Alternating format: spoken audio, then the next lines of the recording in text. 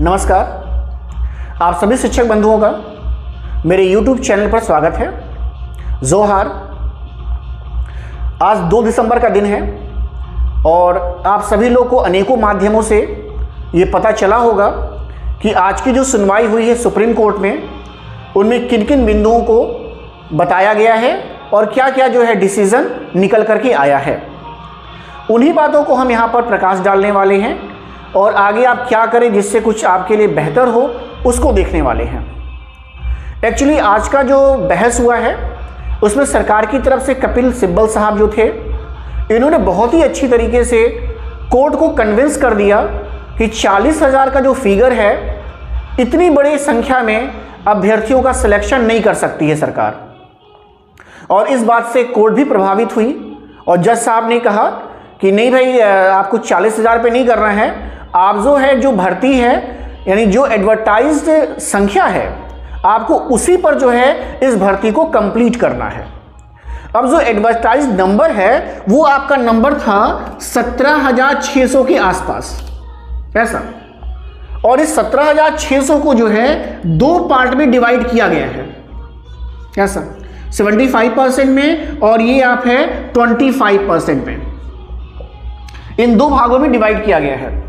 75% के हिस्से में 13,399 के आसपास जो है ये आपकी सीट्स हैं और जो बाकी सीट्स हैं ये 25% में हैं।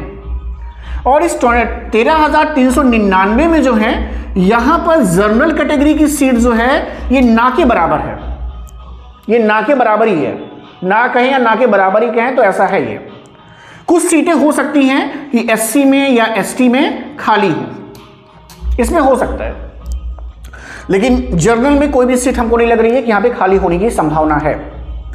आपकी जो लड़ाई थी, आप लड़ रहे थे किस पे? 25% पे ये, और ये 25% जो है रिजर्व किसके लिए था? तो ये रिजर्व था प्राइमरी टीचर के लिए। ये है प्राइमरी टीचर का, प्राइमरी टीचर्स के लिए, ऐसा। लेकिन अभी भी कोर्ट के नजर में ये 25% नहीं आया। अभी भी कोर्ट की नजर में आप 25% को नहीं ला पाए, जो भी माध्यम आप कर रहा हो, लेकिन अभी भी कोर्ट इस 25% पे कुछ नहीं बोली है।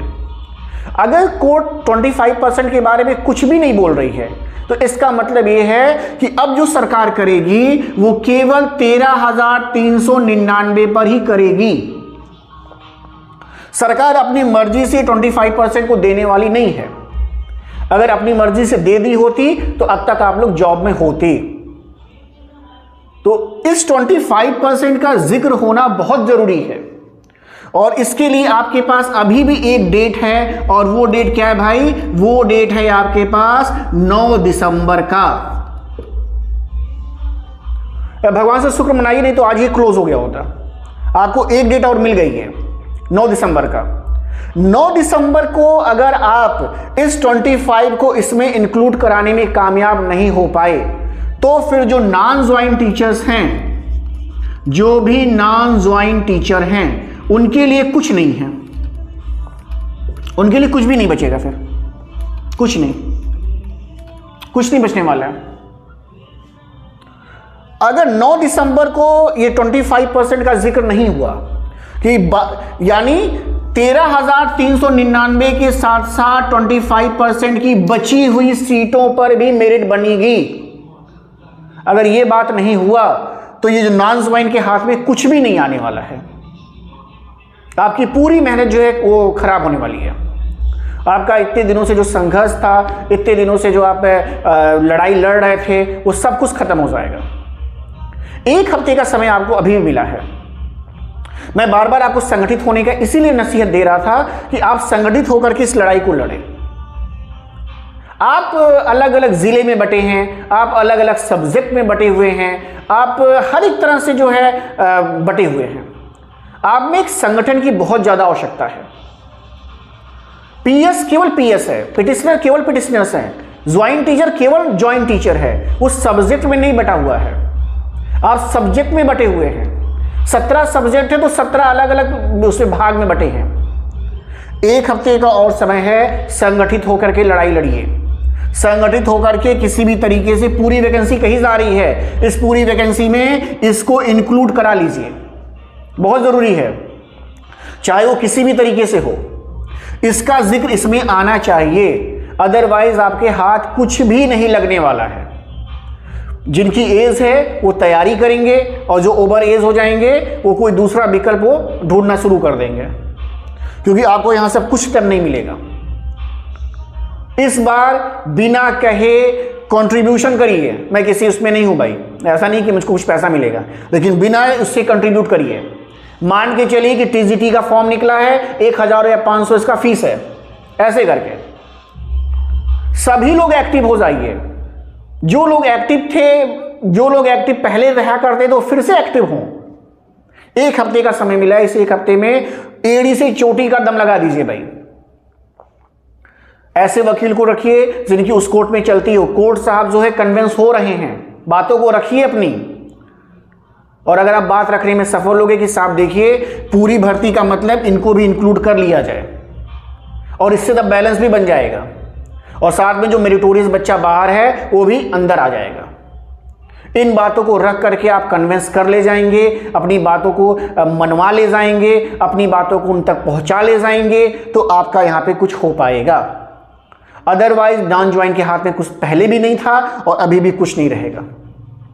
एकदम आज का जो पिक्चर देख करके लग रहा है कि बिल्कुल पिक्चर ही चेंज हो गई है। ऑर्डर में और भी स्पष्ट हो जाएगा, कोर्ट का ऑर्डर आने दीजिए, और भी स्पष्ट हो जाएगा।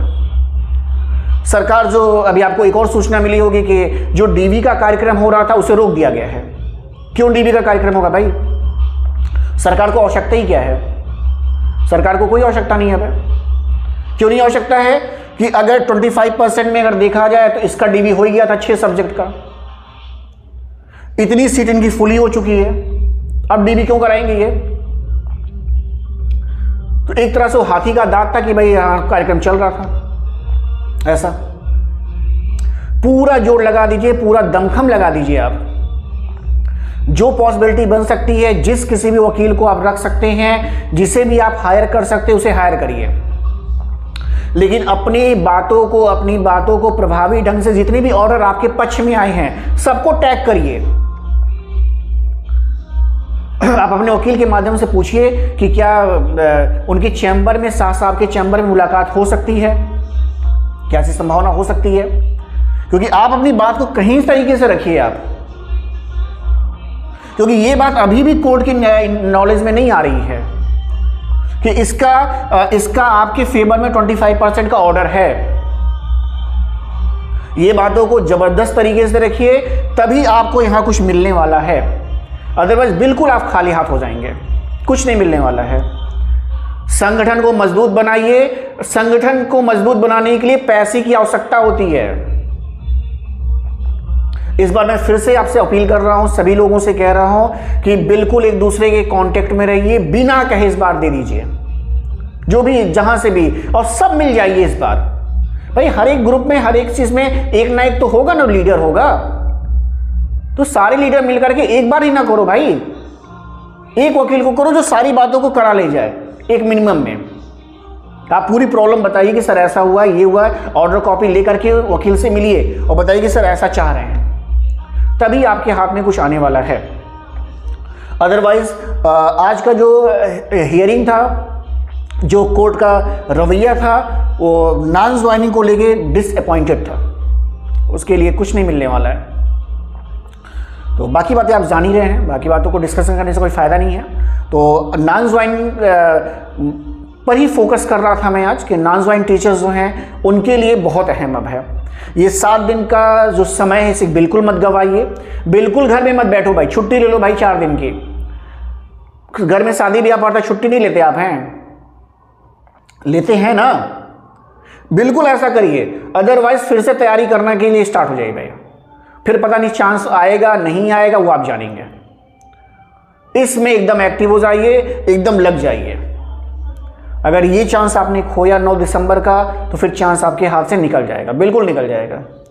तो आज कोई मोटिवेशन नहीं है, सेल्फ मोटिवेट आज होने का बारी आ गई है। अब कोई मोटिवेशन नहीं करने का, कुछ नहीं काम कर रहा है। तो सेल्फ मोटिवेट होइए, संगठित होकर के 9 दिसंबर को अपना दमखम दिखाइए। 9 दिसंबर से पहले जो है सभी लोग एक मत होकर के एक मंच पर रहें और कोशिश करें इस बार जो लॉयर हों उनको बोलने का मौका मिले और अपनी बातों को आप उसमें रख सकें। अदरवाइज बहुत ही दिक्कत होने वाली है, बहुत ही प्रॉब्लम में आप आने वाले हैं। तो और आपको 9 दिसंबर की तैयारी के लिए शुभकामनाएं। आप तैयारी करें अच्छे से और अपनी बातों को प्रभावी ढंग से रखिए, ये बहुत ज़रूरी है भाई। कोर्ट को पता होना चाहिए कि आपकी DB इस पे हो चुकी है 25% पर और आप जो है वेट कर रहे हैं अपने रिजल्ट का। ये बात भी नहीं पता है इसे कोर्ट को। तो कम से कम 25% वाले बच्चे जो थे वो तो कम से कम यहाँ पर ले लो, उनको तो फायदा हो जाए। अदरवाइज मिलने वाला नहीं है भाई, सरकार अपने मन से नहीं देगी। वो समझ रही है कि 17,600 का मतलब 75% ही समझ रही है। तो अगर वो अपने मन से देने हुए कि इतना मतलब वो दाता टाइप की होती तो पहले आपको मिल गया होता। तो आप ये सोच रहे हैं कि इसको दे करके आप इसको पा जाएंगे, तो फिर आप गलतफहमी में हैं। अगर इसका जिक्र है, इसका जिक्र नहीं है, तब पर भी आपको मिलना मुझे नहीं लगता मिलेगा आपको। आपका व्यू अलग हो सकता है, लेकिन अगर इसका जिक्र भी आप करवाने में हो जाएंगे, करवा सकते हैं, तो बिल्कुल इसको करवा करके ले लीजिए।